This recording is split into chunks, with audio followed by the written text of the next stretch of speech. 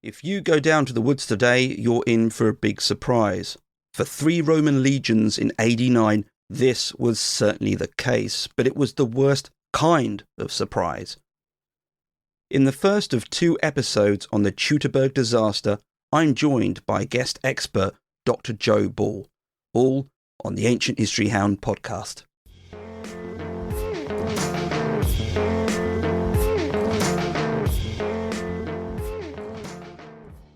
Hi and welcome. My name's Neil and this is part 1 of 2 episodes on Varus and the Teutoburg disaster.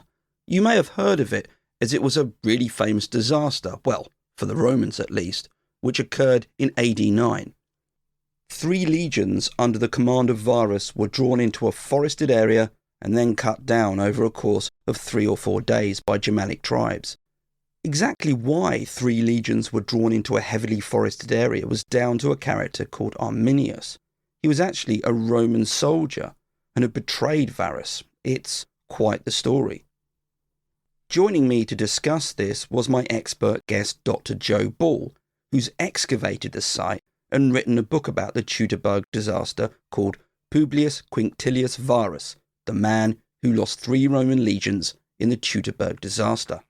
Full disclosure, by the way, I bought the book and thoroughly recommend it. There's an incredible amount of detail there and it's very well written. As for Dr Ball, well, she is a Roman archaeologist and battlefield archaeologist based at the University of Liverpool with a PhD in archaeology on the subject of Roman battlefield archaeology. She has published several articles on the history and archaeology of the Teutoburg, both academic and general, and is currently writing a monograph on the archaeology of Roman battle. She has excavated at the site of the Varus battlefield and remains closely involved with the ongoing work at the site and surrounding landscape. She has spoken about Varus and the Teutoburg in numerous podcasts, including Ancient History Here. She is a regular contributor to several magazines focused on ancient history and was co-editor of Ancient World magazine. When we sat down to record, we got chatting and chatting and chatting. Time flew, and when we stopped, we'd recorded around 1 hour and 45 minutes of material. Now, I know some people are into long-form episodes, but I wanted to make this chat as accessible as possible. I know not everyone has the time to listen to long episodes. As such, I split our conversation across 2 episodes. In this episode, we're discussing much of the lead up to it all. Dr Ball has excavated the battlefield site, and so we discuss how it was located, what's been found, what it's like, and Dr Ball's close encounter with a truly terrifying creature there. Next up, the 2 main characters involved. Varus is known mainly for this event, but he had a rise to stardom, as it were, prior to this. Dr Ball unwraps what he'd done, where, and even a famous or rather infamous event involving his father. Taking a more strategic perspective, there's also the question of what Rome had been trying to do on the German frontier in the lead up to the event.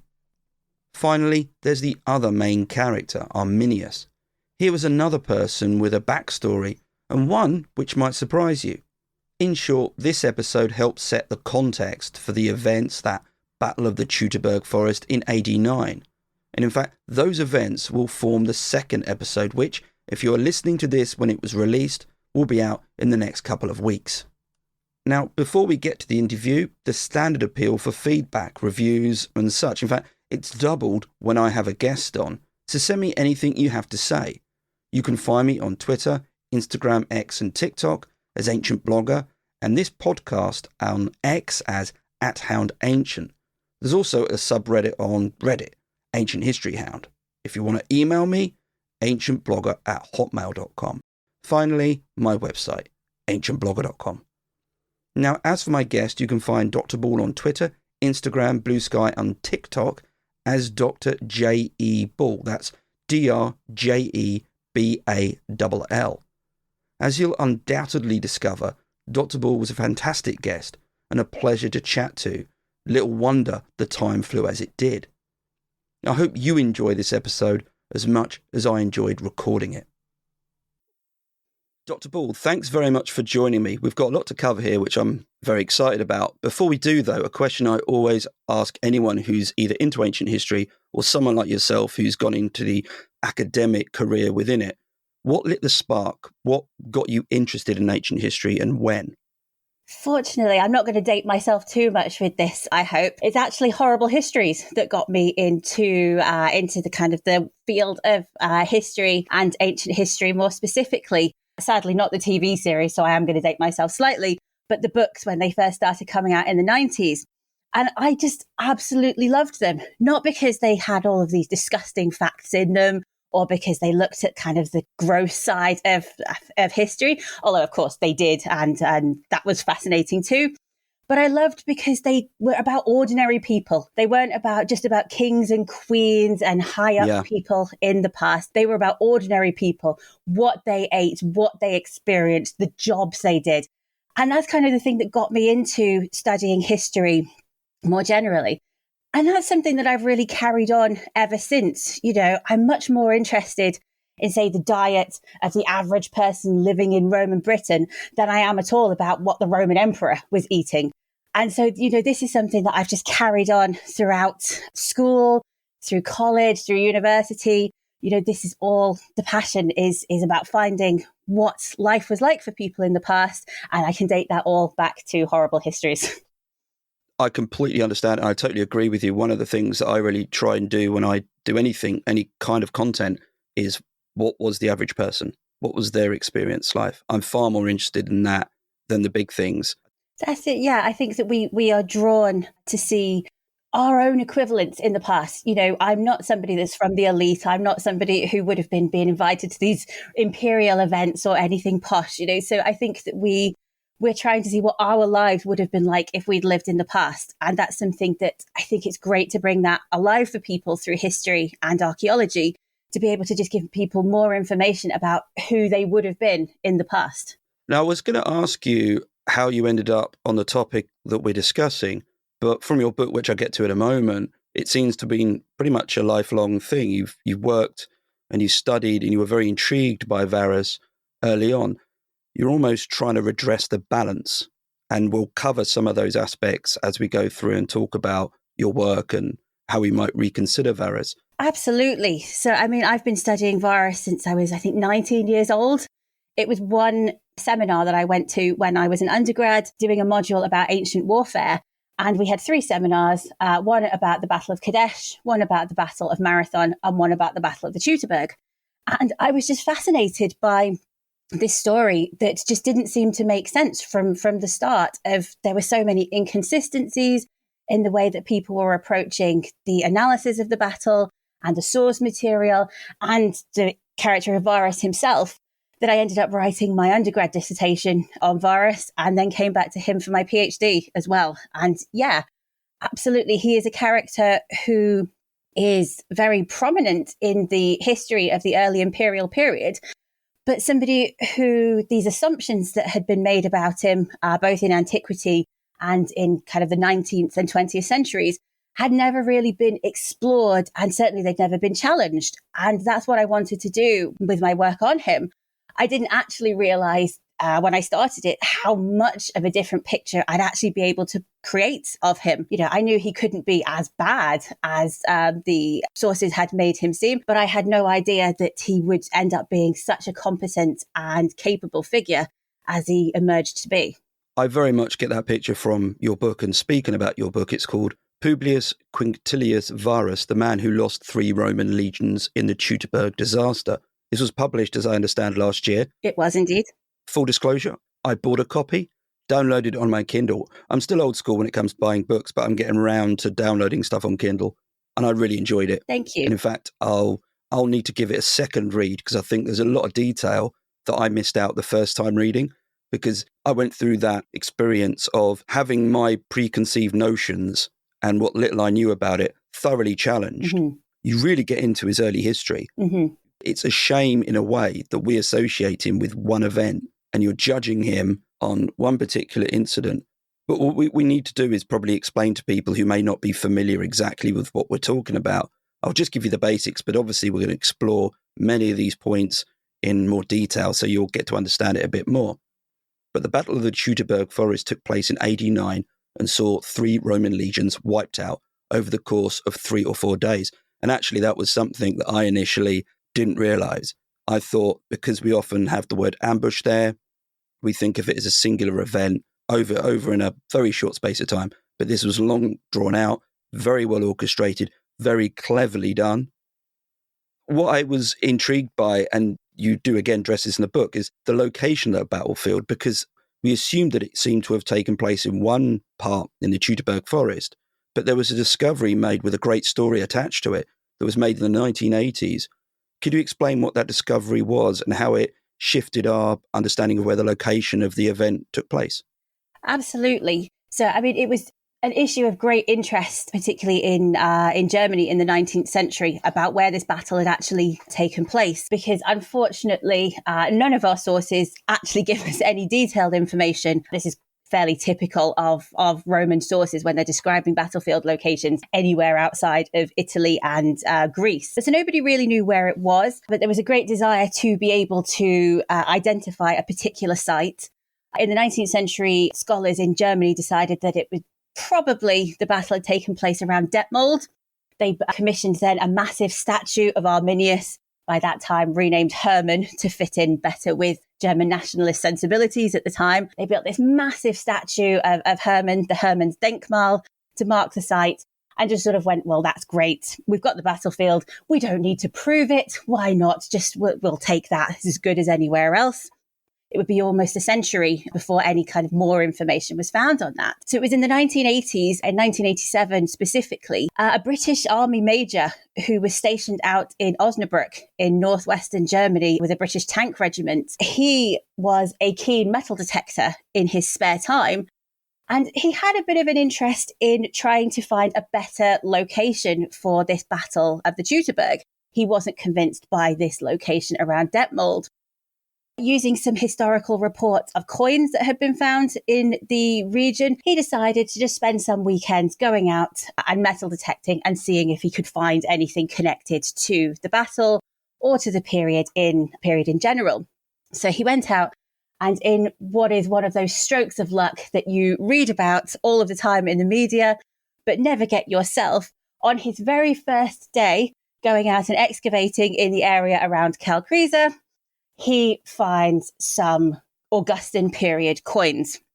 Now, this in itself is a remarkable find, because as far as we knew, there should be no Roman activity in this region, certainly not in the Augustan period, significant enough to deposit this level of coins.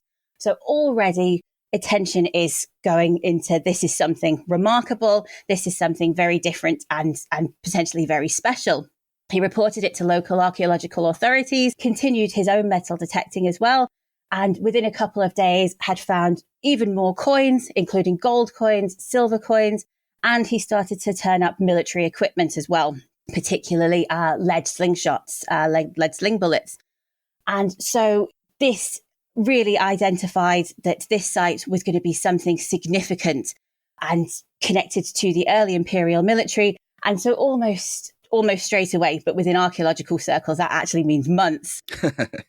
It was imagined that this site could maybe be connected to the Battle of the Teutoburg. They started excavating it from 1989, and as more and more material started coming up, it was clear that this was a battlefield from the early imperial period, from the reign of Augustus. And by 1992, not everybody, there is still some dissension, but less and less as time goes on. But by the early 90s, it had really been agreed by consensus that this was, in fact, the site of the Battle of the Teutoburg or of the Varus disaster. Could you describe the size of the battlefield that we're talking about here? Because as this event seems to have taken place over a number of days, presumably we're talking about quite a large area. Could you also briefly describe, if you can, the topography of it? Absolutely. So it is an absolutely massive battlefield. It is not, as it's often kind of portrayed, it's not a very limited site. It's actually one that extends over a large landscape area of at least 25 kilometers squared. Wow. Yeah, it's a massive, long area. It passes between, on one side, there is a kind of mountainous, hilly area called the Teutoburg. On the other side, there's a marshy area, and the battlefield is really concentrated along a pass between these two inhospitable terrains that's traversed by a series of sandbars amidst sort of marshier ground and forested areas.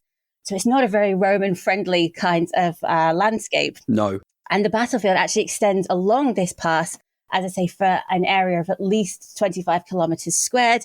It's a fairly long but narrow area, culminating in a site called the Oberesch, where it looks like the final stages of the battle took place.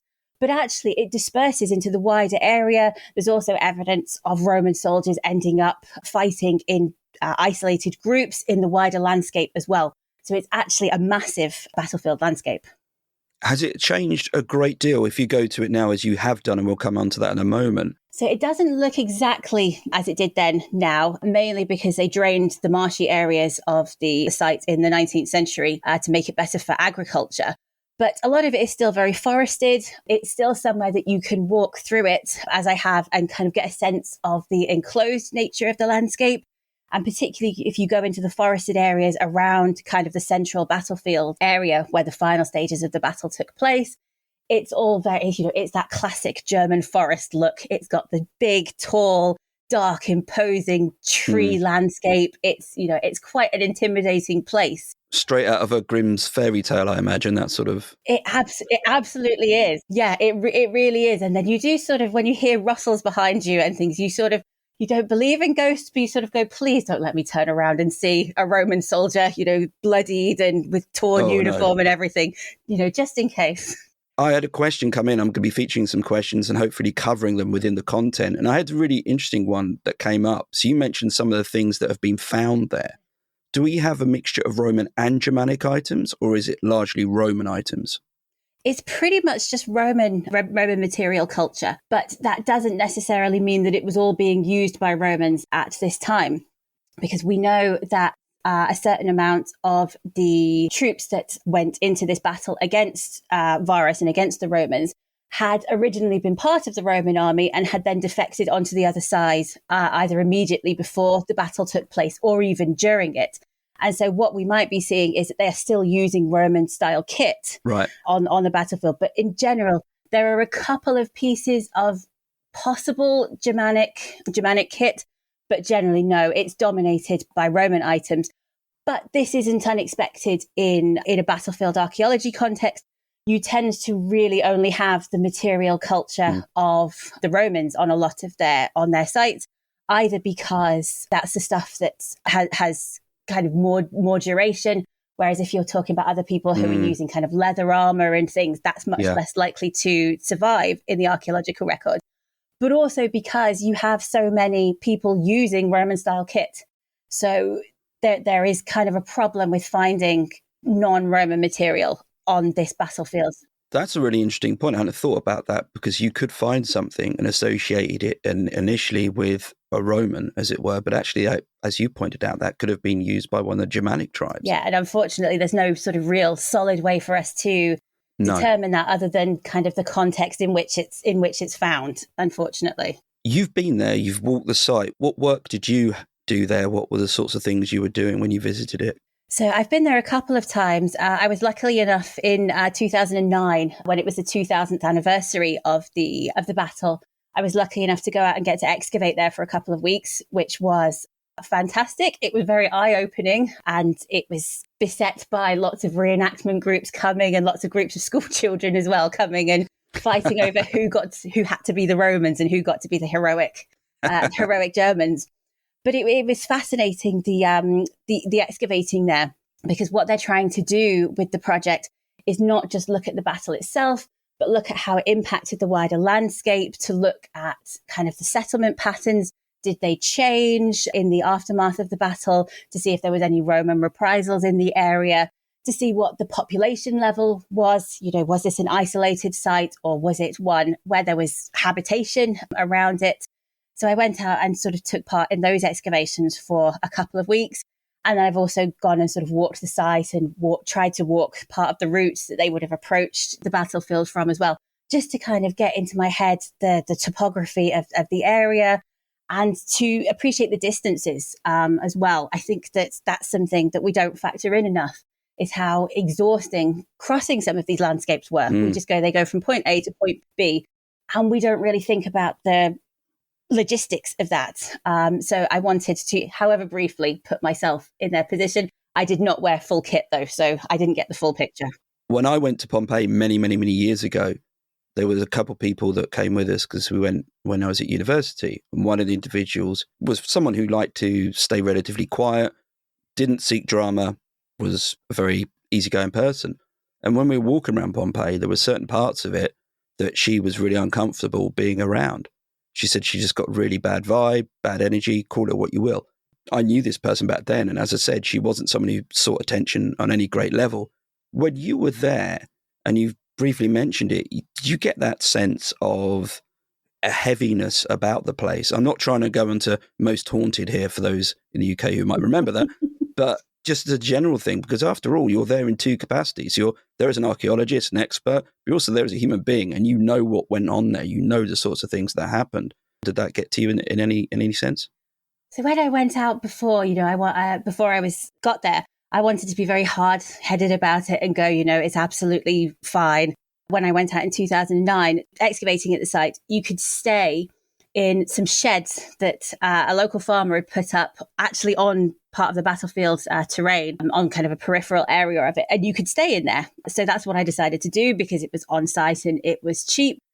And I will admit, I was very blasé about the idea of the battlefield having this aura until it got to the night and I was woken up by skitterings across the roof of this shed and going, oh my God, what is that? Turned out to be squirrels chasing acorns, but it proved to me that I was not quite as immune to the sense of the place as maybe I'd thought I was.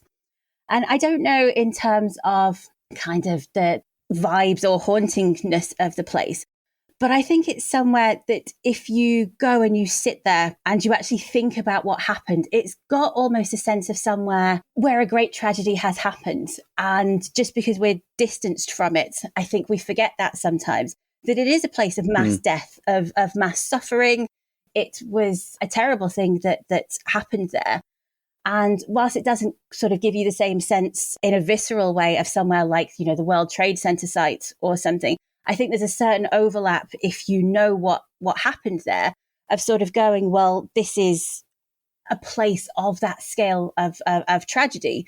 And it is a place that I think if it is important to sort of sit down there and think about the human reality of what did in fact happen there. We sometimes can be or everybody can be guilty of just sort of, it's a number and the casualty number can almost be too big to comprehend sometimes. Yeah. And I think because it's 2,000 years ago, we don't think about this as being, thousands and thousands of people who just didn't go home, and thousands of families who received the terrible news of what had happened here. And, as more and more stories about the battle and its aftermath came out in the years following the battle, there'd be families that learned all of this, and all tracing back to this site in northwestern Germany that we can still go and sort of have that direct contact with now. I'll be honest with you. When I initially was researching and reading up on it, I did ask myself, would I stay there the night in a tent? And I put the poll up on my TikTok. Thank you very much, by the way, if anyone voted on that. I got 82% saying they would stay in a tent at the battlefield. And I thought to myself, I'm still not sure. Now, I'm also really into horror, and I just see this as a fantastic beginning to a horror film. But aside from that, I'm not sure if I would, and I'm not thoroughly endeared towards camping at the best of times, but I don't know. I worry that I'd see something. Now, this event involved two main characters, Varus, the Roman governor, and Arminius, I'll call him leader of the Germanic tribes as a sort of catch-all, as it were. Beginning with Varus, what do we know about him in terms of his career up until this point? So this is one of the fascinating things that kind of this research allowed me to put together.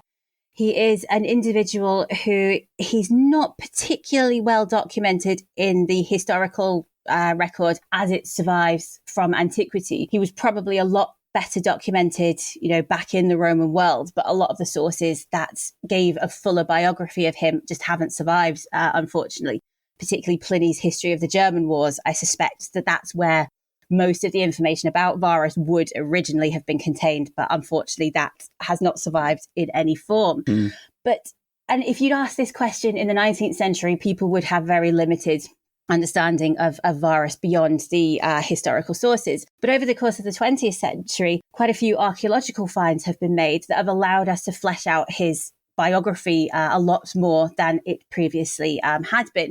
So we know from the historical records, particularly, that he comes from a fairly aristocratic family, but they're a family who they're not getting the important roles by the time that Varus is born.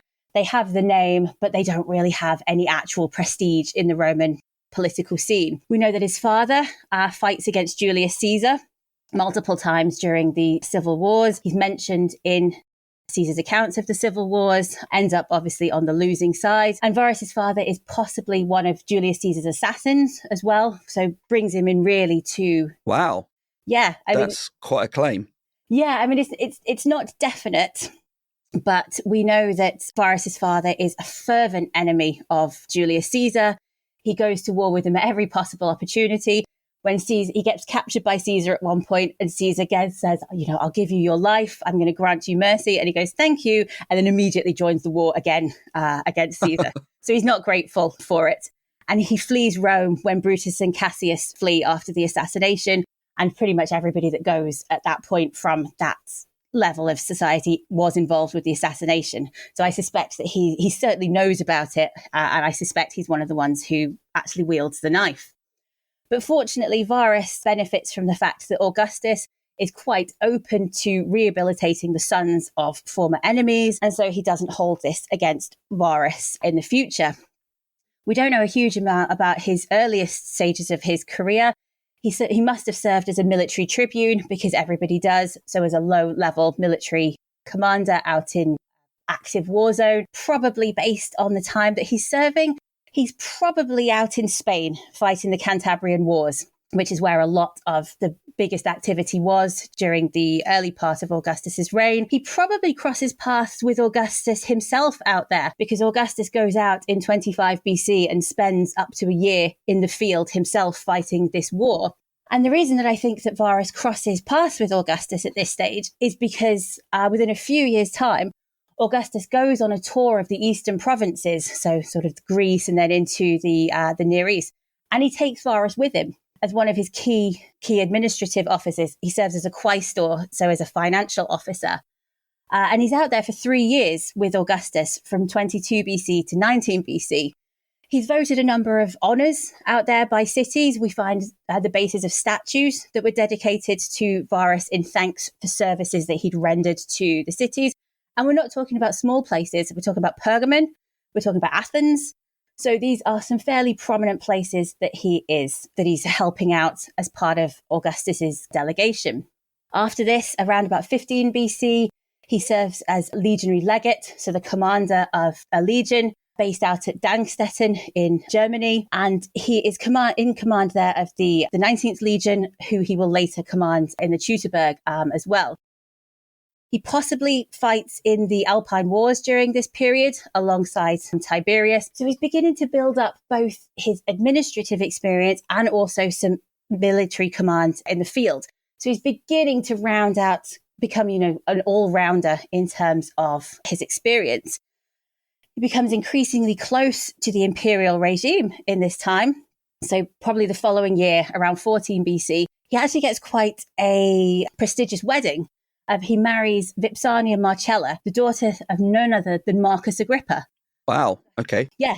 Augustus' right-hand man. At this point, potentially the next Roman emperor. The Augustus' stepson Tiberius is married to one of Marcus Agrippa's daughters, and Varus marries another. So he becomes brother-in-law to who will become as it turns out, the next Roman emperor, Tiberius. But it also becomes the son-in-law of one of the most prestigious people in the Roman Empire at the time. His kind of growing closeness to the imperial regime is recognized the following year when in 13 BC, where he becomes consul. Now, this role is pretty much the pinnacle of a Roman political career. Yeah. It's becoming less important under Augustus and will continue to do so throughout the imperial period. But it is a sign that he's made it, that he is being accepted. He's gone from his father being a rebel against Julius Caesar to being one of the highest political role holders in the Roman world at all. And he's done this in the space of a couple of decades. It's an actually absolutely remarkable achievement. And to do it alongside Tiberius, again, one of the most prominent figures in the imperial regime, is just phenomenal. And it's a rise to prominence that I don't think anybody could have expected when he's growing up fatherless in the aftermath of the civil wars. The next point that we know about him is in 8 BC, when he's appointed as proconsul of the province of Africa Proconsularis, so a kind of central northwestern African coast. He goes out there. Really, it's a prestige province. At the time, there probably isn't a military garrison there. He's there just to ensure that the grain supply is secure, that taxes are being paid, and to just keep everything nice and safe while he's out there. He pops up again the following year. He gets a much more prestigious appointment, where in 7 BC, he's appointed as the governor of Syria. Now, this is a massive promotion for him. It's one of the biggest military commands in the empire at the time. It's a very volatile province, and it's somewhere where they know that problems are on the horizon. So the neighboring kingdom of Judea had been under the rule of Herod as in the Bible and the oh my God, what's it called? The story of the Nativity, the story of the Nativity and all of this. That Herod is on the verge. Everybody knows that he's going to die soon. He's been ill for a long time. And there are rumblings that there's going to be revolt and rebellion in the aftermath of Herod's death. And so the fact that Varus is sent out there knowing that almost certainly that Herod's death is going to happen on his watch, as it indeed does, again shows that the imperial regime has this great faith in him, that there are going to be problems in this region. It is almost certainly going to require an armed Roman response, and a rapid one, a decisive one, and a competent one. And they trust Varus to do it. And they're right to. When Herod dies, there is indeed an uprising among parts of the population of Judea. It gets ramped up into even worse by some terrible Roman attempts to deal with it, not Varus, by people that have been sent in specifically to deal with Herod's estate. When it all, explodes in Rome's face, Varus marches in with the Syrian legions, corrects everybody, captures the ringleaders, crucifies 2,000 of them in what is later recognized as being quite merciful, which is quite a strange way to see 2,000 crucifixions. Roman mercy, this is. Yeah, Roman mercy. Yeah, well, this is it. I mean, this is from the perspective of Rome thinking, well, we would have been justified in just slaughtering everybody that was in the kingdom at the time. But, we only killed 2,000 of them. But so Varus deals with this uprising really well. So, again, compounding that he's not just an administrator, he is an experienced soldier in the field. He's somebody who's able to deal with rebellions and internal disputes. He's somebody who's able to react quite quickly and efficiently to these kind of problems. So the next time we find him is when he's made governor of Germany in AD 7. And he must have seemed a very logical choice for that position. He's accomplished, he's linked to the imperial regime, he's got experience in administration, but also with the military. I mean, he is the perfect choice for Germany at this time. If not him, then who exactly? Because as you've really, really well fleshed out, and I should also add, the book does this beautifully in terms of telling the story about him and giving the evidence and trying to get a sense of who he was. He has almost I don't want to call Hollywood, but it's like a Hollywood storyline. He's come from literal rags to riches. He's risen up. He's shown competence at pretty every level. As you said, you do not stick someone in Syria, in that part of the empire, unless they are very competent. And then, as you say, he comes to Germany in AD 7 as the governor. Perhaps you can just briefly comment on what Rome was trying to do in Germany. What were the issues here and what was he involved in doing there exactly? Rome's relationship with Germany is quite complicated at this period. And as I'm sure a lot of people will know, they never really get hold of the German territories east of the Rhine. It's not somewhere that ever really becomes part of the Roman Empire. And these events in the Teutoburg are a big part of that. But so Rome, I mean, Julius Caesar was the first person to cross over the Rhine and sort of campaign very briefly in that region, but more or less just to show that he could, rather than as a part of seriously trying to add Germany to his empire at that time. So it's really with Augustus that we see Roman imperial ambitions turning towards Germany in terms of actually adding the territories east of the Rhine to the Roman Empire. It's a very gradual process. I mean, it takes place over multiple decades in Augustus's early reign. They suffer a lot of difficulties in trying to expand this control. Some very near misses in terms of other military disasters that they nearly get into. Drusus the Elder, Tiberius's brother, another member of the imperial regime, is one of the big figures in terms of trying to add these territories to Rome. But it's quite a limited expansion as well. They don't really get much further than kind of the Weser or the Lippe rivers. So we're talking about sort of areas of northwestern Germany, not too far in advance of the Rhine, but they're constantly trying to push these borders further forward. That was probably potentially going to happen still in the first decade of the first century AD. But then Rome faces another problem elsewhere in the empire, when in AD 6, a massive rebellion breaks out in Illyricum, down in kind of eastern portion. Where would you say, the Eastern European portion? Yeah, I'd sort of say modern days, it's sort of Croatia, yeah. Dalmatian coast, I think it's referred to these days. That sort of part of the world. Yeah, I know the countries, but I don't know sort of what we call it. I'll just say Croatia, that's fine. So a massive rebellion breaks out there in AD 6, which means that Roman resources have to be pivoted round to look at that part of the empire. It ends up being, up to 15 legions are required to fight against that rebellion. And so you need Germany to enter a certain kind of holding state at that position. You don't want to expand military control in that region. What you want instead is to consolidate what you've got. So to start introducing cultural and social change to the German peoples living east of the Rhine, to start bringing in Roman settlements. So they start founding a number of new towns, particularly a town called Valdgurmes, which lies just beyond the Rhine area, which is a new Roman town laid out just before the period where Varus is there. And, it's got a forum, it's got big equestrian statues of Augustus. It's a Roman town. So what they're sort of pivoting towards is, as I say, from conquest to consolidation, but also being wary that the area is not fully pacified yet, that you have agreements with a lot of the tribes living in the region and sort of alliances with them, but they haven't been completely subjugated yet. They are still independent peoples, certainly in their own eyes, who you are sort of in a negotiation with, I suppose, at the time of Roman power. Hasn't been fully imposed on them, but it has been accepted by them, or certainly by their elites. So what Varus is sent there really to do is to be a safe pair of hands in the region, to continue this process of introducing Roman cultural change.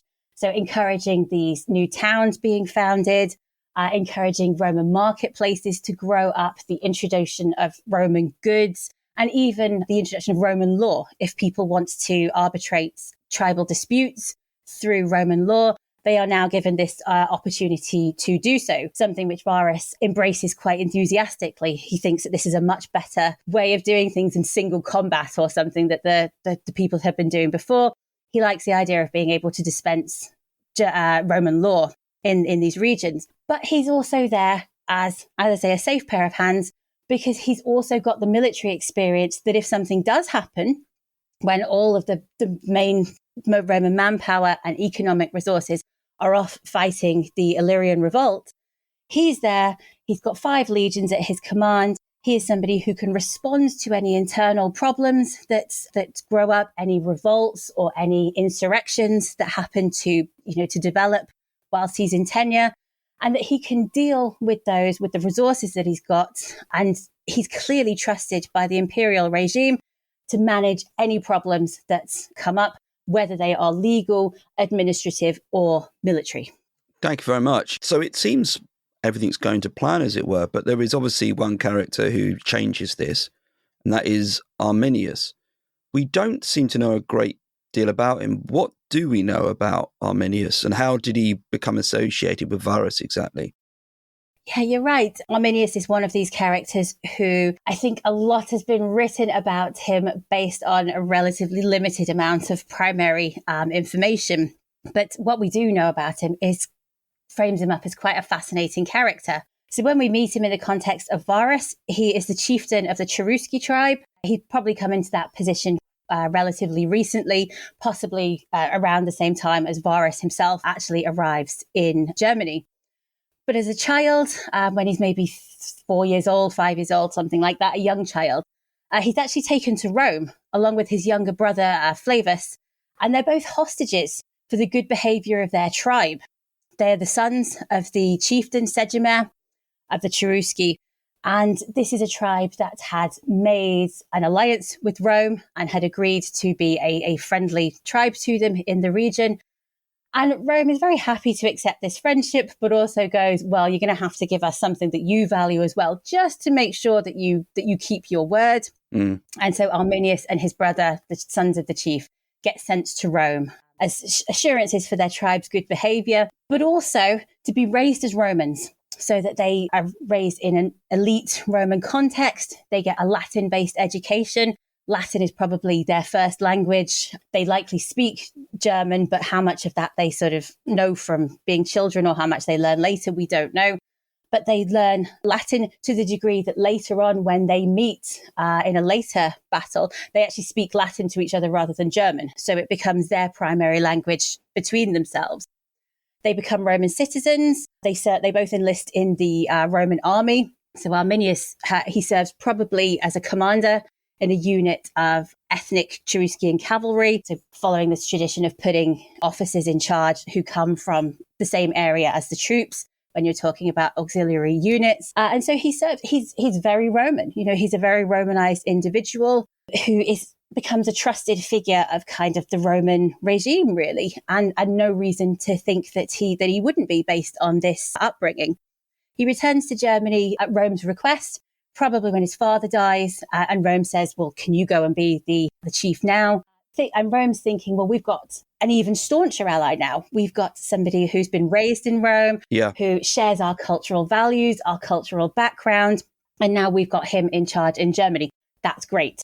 And so he becomes a very trusted member of Varus's provincial staff. They seem to become friends. You know, they spend a lot of time together. They dine together. They spend leisure time and do leisure activities together. They work quite closely together. And there's no real indication of animosity between them right up until the moment at which Arminius starts plotting against Varus and the Romans. And we don't know what provoked that decision, unfortunately. That was actually one of the questions. And I know you mentioned in your book, as we just don't know why he did it. And it's a fascinating question to have, exactly what prompted him to change, to do a complete betrayal, as it were, to a culture that he'd obviously become well accustomed to and done well under. That's not to say he necessarily owed them loyalty as such. And I think it also goes to the point of, as something we'll probably pick up on a bit more, Varus not always making the worst decisions, because sometimes Arminius is portrayed as a very deceitful character, and it was obvious he was always going to betray him. But the reality is, if you look at things again, I realise on paper, he's a great choice to go back there. He's going to help Romanize the area. He gets Rome, as it were, culturally. He knows what they're about. And he can also perhaps act as a bridge to the Cherusci in general for Rome to achieve that aim of consolidating, as you say, that part of Germany. And that is where we leave things for this episode. You have the location, the main characters, and some context. In the next episode, Dr. Ball takes us through what happened next, and it's certainly worth a listen, if not a bit harrowing at points. If you haven't subscribed, you know what to do. Until then, keep safe and stay well.